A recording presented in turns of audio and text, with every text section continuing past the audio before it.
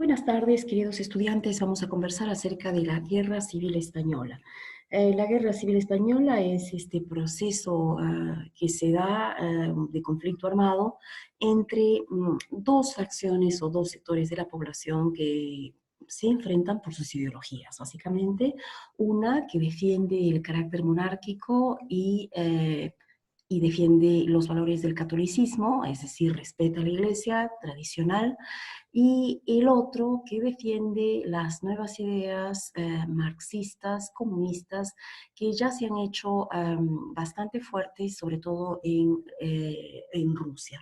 Entonces, este enfrentamiento por ideas contrapuestas, unas que aparentemente están conformes con el capitalismo, lo digo aparentemente porque en realidad no todos los que lucharon es que favorecían al capitalismo, simplemente no querían que los valores españoles se destruyan. Pero por el otro lado tenemos a este grupo que sí tiene una ideología bastante, digamos, clara, que sería la postura marxista, con el deseo de llevar a cabo la revolución que permita la instalación de la clase proletaria y que luego pueda así convertirse en un país comunista, como ya venía sucediendo en Rusia. Y este es el problema que enfrenta a familias y a diferentes regiones de la península ibérica, y que va a tener un resultado final que se va a hacer la instalación de una dictadura militar por 36 años en España, desde el año 1939 hasta 1975. Sí, en el año 1931 se había dado la instalación de un gobierno provisional de izquierda que va a, digamos, gobernar o tener las riendas del poder durante básicamente 5 años. A esto se le va a conocer como el quinquenio republicano. Hay diferentes gobernantes a lo largo de este gobierno izquierdista, es decir, diferentes personas van a ocupar el cargo de presidentes de la República a lo largo de este quinquenio. Apenas se instala este gobierno provisional de izquierda, el rey Alfonso XIII, perdón, abandona España y se vive un estado de inseguridad y de anarquía. En el año 1933 ya había un interés por parte de algunos sectores de la población de crear, digamos, partidos distintos que no reflejasen estas dos visiones contrapuestas claras como eran la derecha y la izquierda. La derecha obviamente a favor del capitalismo, la izquierda a favor del gobierno del proletariado, y más bien tratan de buscar una especie de centro, podríamos llamarle centro o pegado a la centro derecha, que vendrían a ser, por ejemplo, la Falange Española y las JONS, que son las Juntas de Ofensiva Nacional Sindicalista. La Falange Española, creada por José Antonio Primo de Rivera, es un partido universitario, básicamente las bases son universitarios jóvenes que tienen una ideología entre revolucionaria, pero también respetan la tradición católica de España. Y por otro lado, tenemos a las Juntas de Ofensiva Nacional Sindicalista, que es un grupo fascista que se opone a los partidos políticos de derecha e izquierda, y también se opone al marxismo. Entonces, en ambos casos, se nota el énfasis en el catolicismo español. No es sorprendente entonces que en el año 1934 la Falange Española y las JONS se uniesen para conformar un solo grupo. En el año 1935, el fundador de la Falange Española, José Antonio Primo de Rivera, junto con unos colaboradores, deciden crear un himno para esta agrupación llamado Cara al Sol. Este es un himno de corte nacionalista y con algunas visiones también algo románticas. Se utiliza hasta el día de hoy, se sigue cantando por aquellos españoles que suelen tener una idea del conservadurismo español y del respeto a las instituciones tradicionales católicas. Hasta el día de hoy, si ustedes ven a los españoles, por ejemplo, que defienden la unidad territorial de España, van a escuchar que muchos jóvenes todavía cantan este himno, levantando el brazo como se solía hacer para saludar a Benito Mussolini, y también se utilizó el mismo símbolo de saludo para saludar a Adolfo Hitler, y ellos también lo hacen. Entonces, acá el gran problema para España es que se pueda instalar el comunismo ruso en España. Y este era el gran temor de las potencias que veían con disgusto el avance del comunismo y del marxismo. Entre ellas, el propio Adolfo Hitler y Benito Mussolini, que estaban en contra del comunismo ruso.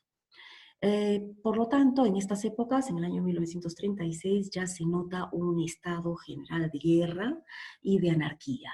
El socialismo ya se había instalado básicamente en España.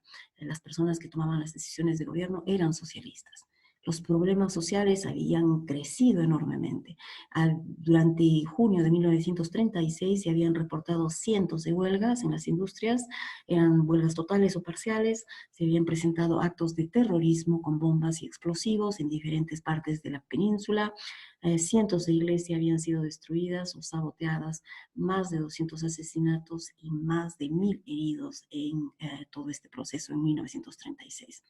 Entonces, ante esta situación caótica, un general, que es el general Francisco Franco, que tenía tropas de ciudadanos de Marruecos bajo su control, ¿no? Decide apoyar a un grupo de insurgentes en el sur de España y decide trasladarse con estos ejércitos de Marruecos a través del estrecho de Gibraltar para apoyar básicamente la causa contra este gobierno republicano y dar paso más bien a un gobierno distinto, bajo un carácter distinto. Apoyando al nacionalismo español. Entonces teníamos acá básicamente dos grupos enfrentados, las derechas y las izquierdas. Las derechas, incluimos acá, por ejemplo, a estos grupos de los que hablábamos hace un momento, como las JONS y la Falange Española, que tenían una visión tradicional, nacionalista y con base católica, y por otro lado las izquierdas que querían que se instale una sociedad proletaria y revolucionaria para después dar paso a la instalación del comunismo en España. Entonces, no se sabía realmente en este momento, en 1936, qué podía ocurrir. Porque no se sabía si España se iba a convertir o no al comunismo. Los hechos importantes que vamos a mencionar que se dan en esta época, cuando inicia la guerra en 1936, es primero, digamos, cuando se lanza la primera sublevación, sería el 17 de julio de 1936, con el general Francisco Franco, que envía o pasa él mismo con sus ejércitos de Marruecos hasta el sur de España, cruzando el estrecho de Gibraltar. Y a él se le unen todos aquellos insurgentes y tropas del sur de España que desean ir en contra del poder republicano. Las sublevaciones triunfan en las zonas agrícolas y ganaderas como son Castilla, León y Galicia, y también en zonas que no son agrícolas ni ganaderas, pero donde también había un sentido de tradición, como eran Navarra y Aragón. Cataluña y el País Vasco, la región vasca, en realidad apoyaban al gobierno porque de esa manera protegían su autonomía y no iban en realidad a pelear junto con Franco para que ingrese un gobierno de estilo tradicional.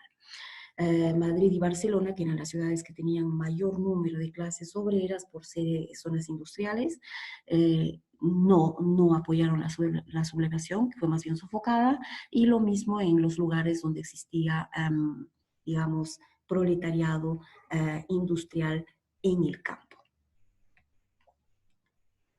Los hechos importantes de la guerra están narrados en este video y les voy a pedir que por favor lo revisen para poder también considerarlo en nuestro examen final. El general Francisco Franco no tuvo mejor idea que conseguir el apoyo de Adolfo Hitler para trasladar a los mejores soldados a través de un puente aéreo desde las zonas del sur a otras regiones de España. Y es así como Adolfo Hitler efectivamente prestó apoyo tanto, digamos, tanto aéreo como apoyo a través de tanques para que fueran a combatir el apoyo del general Franco y contra el gobierno que se había instalado en España. ¿Y por qué entonces? ¿Por qué Adolfo Hitler está interesado? Porque a Adolfo Hitler no le interesa el comunismo ruso, está completamente en contra del marxismo, es parte de esta visión del Partido Nacional Socialista Obrero Alemán, conocido como el Partido Nazi, que era un gobierno que se había instalado, como decíamos, nacional socialista, que estaba en contra del comunismo y del marxismo. No lo veían como en los ojos y por lo tanto cuando vieron que esto podía ocurrir en España, no dudaron en prestarle apoyo militar al general Franco. Lo mismo ocurrió con los italianos que también prestaron apoyo a Franco. Entonces el gobierno de la República en realidad lo que vio por conveniente era organizar a los sindicatos de obreros otorgándoles armas para que ellos también conformen lo que se conoció como las milicias del pueblo, para que ellos luchasen contra los sublevados, es decir, para poder defender el gobierno e impedir que nuevamente se instale en el gobierno digamos, un grupo de personas a favor de un gobierno más tradicional o incluso de un gobierno militar, tenían que luchar y por eso es que los armaron, ¿no? Y estas juntas de defensa, bueno, las milicias del pueblo defendían al gobierno y las juntas de defensa también se crearon como personas voluntarias que sí estaban apoyando a Franco, ¿no? No eran personas, digamos, no eran militares de carrera, pero eran personas voluntarias que formaron juntas de defensa contra las milicias del pueblo y en general contra el gobierno de turno. Los republicanos recibieron entonces el apoyo de quienes, de los franceses, de los ingleses y de los rusos, porque querían, bueno, básicamente estaban en contra, si se ponen a pensar, en realidad de Hitler y de Benito Mussolini, y por eso ellos ingresan a tallar acá, por esta oposición a Hitler y a Mussolini, que estaban dando su apoyo al general Franco. Entonces ahí es que los ingleses y los rusos, obviamente, y los franceses apoyan al gobierno de turno, mientras que Alemania e Italia apoyan a los sublevados que son los nacionalistas con el general Franco, ¿no? Nuevamente vemos que son dos grupos, ¿no? Los que están en el poder, a los que se conoce como los republicanos, y los que están en contra de los republicanos, que están guiados por Franco, a quienes vamos a llamar en general los sublevados, o también les podemos llamar los nacionalistas, y obviamente los seguidores de Franco van a llamarles los franquistas. Al final de esta lucha de varios años, se da finalmente el triunfo del general Franco. Efectivamente, el apoyo de Alemania e Italia había sido beneficioso para Franco, de tal modo que se da por vencida la ciudad de Barcelona, que se rinde frente a la guerra. Las tropas nacionales de las fronteras del Pirineo ayudan a que se llegue a esta fase final de la guerra. Inglaterra y Francia básicamente reconocen al gobierno de Franco como el gobierno de España, y a su vez también España firma junto con Italia, Alemania y Japón un tratado llamado el Anti-Comintern, ahí es una M, Comintern, en 1939, que es justamente el año de la finalización de la Guerra Civil Española. Comintern es la Internacional Comunista, que es una cumbre que se da entre todos los países comunistas, y a esta cumbre había participado, digamos, el gobierno republicano con el Frente Popular. Ellos habían participado en la segunda Comintern, pero con este tratado España hace ver que no tiene interés en el comunismo.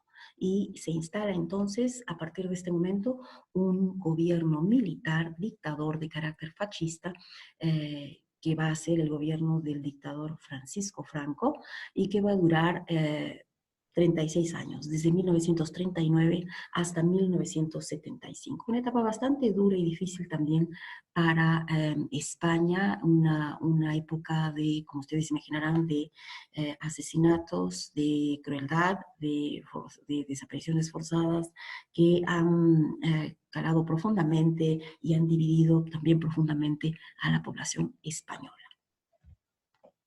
Finalmente les dejo acá este video para que lo vean. Es una explicación del cuadro Guernica, pintado por el famoso pintor español Pablo Picasso en el año 1937, justamente el año en que se había producido, bueno, me parece que es este mismo año en que se había producido el ataque a la ciudad de Guernica, y Pablo Picasso había sido destruida esta ciudad. El video también lo dice. Entonces, no estoy segura, vamos a chequear si es en 1936. Entonces, en el año 37, él publica esta obra, Guernica. Y es una obra muy interesante. Esta persona que tienen ustedes aquí adelante, este presentador, nos va a explicar cada uno de los detalles y lo que podría ser que Pablo Picasso quiso dar a entender cuando pintó esto que representaba la Guerra Civil Española. Muy bien, chicos, los dejo con esto. Nos vemos en el próximo video sobre la Guerra Fría. Gracias.